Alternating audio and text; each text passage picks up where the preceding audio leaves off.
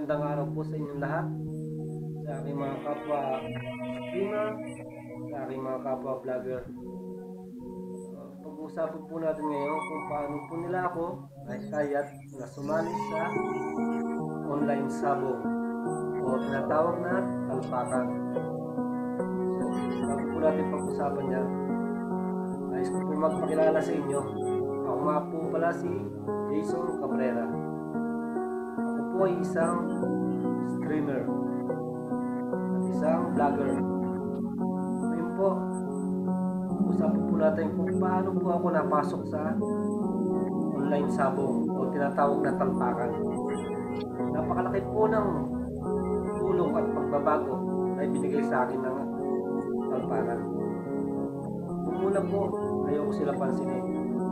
Lagi nila ako inaaya, sinasama. Kung saan sila ay nagtatalpak. Nakita ko po ang pagbabago sa kanilang mga buhay. Kaya ako po ay napilitang sumali o umaya sa ginagawa nila. Ang isa po dyan na patunayan po yung aking pong kapitbahay sa probinsya. Siya po ay isang sabongero. Hanggang sa napasok niya na po ang online sabong o tinatawag na talpakan. Napakalaki po ng pagbabago nito sa kanyang buhay. Kaya pa kumikita siya ng maraming pera. Ang dami po ng kanyang perang hawak lagi. Kaya po ako'y nainganyo na subukan. Ngunit sa unang pag-aya nila sa akin ay hindi ako sumali. Kasi sugal to eh. Ayoko magsugal. Pero nung nakita ko na ang laki ng improvement na pagbabago sa kanilang buhay, ako ay napilitang sumali. Sa laki nga po ng pagbabago ng aking buhay dahil sa online talpakan na yan. Dati po akong nagsasaka sa probinsya. Ngayon po, nakabase po ako rito sa Singapore bilang isang healthcare attendant.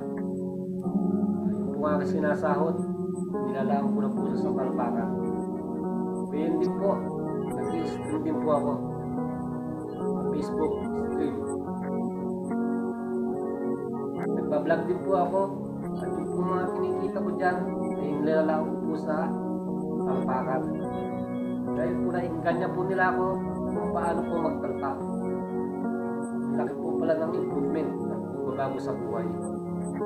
Kaya po kung nais nyo pong subukan magtalpak,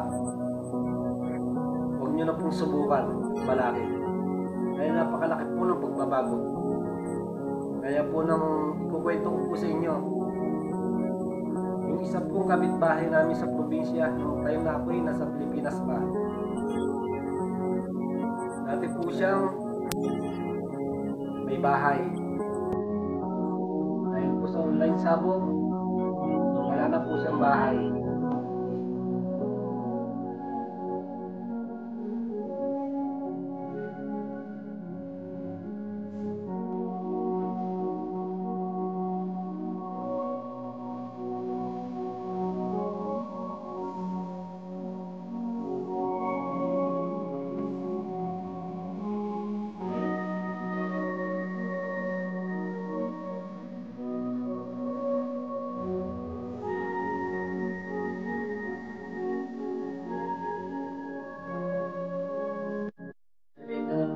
Bahay. Ngayon din po, hindi niya na po naibenta ang kanyang lupa.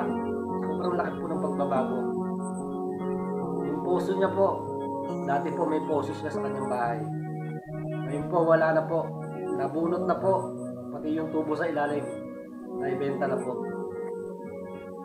Napakahirap po pala na malulong pa sa mga bisyo na yan. Yun po ang aking masasabi dyan. Nga po pala akong streamer, vlogger.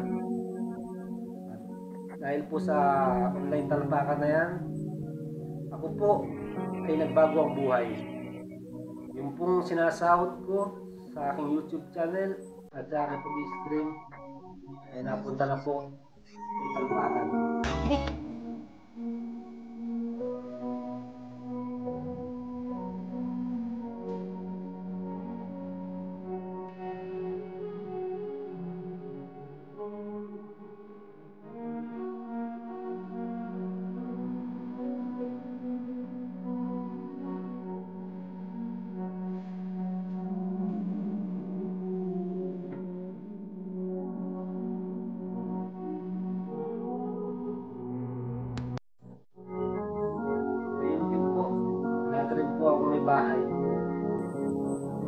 ako'y nalulong sa talpakan na yan, wala na po akong bahay.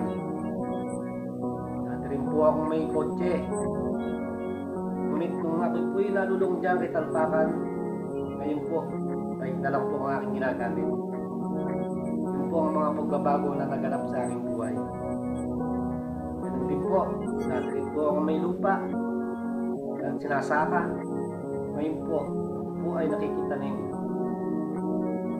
para lang may talpak.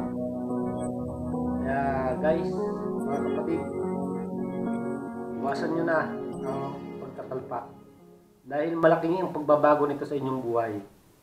Kung kayo ay dating nagpapautang, pagkatapos nyo magtalpak, kayo ay puro utang na.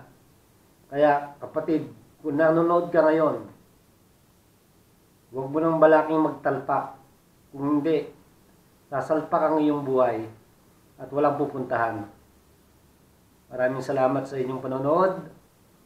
At kung bago ka pa lang sa aking YouTube channel, please like and subscribe my YouTube channel, J Vlogs Cubs, and my Facebook stream, JBC Gaming Creator and J Vlogs Cubs on Facebook. Maraming salamat.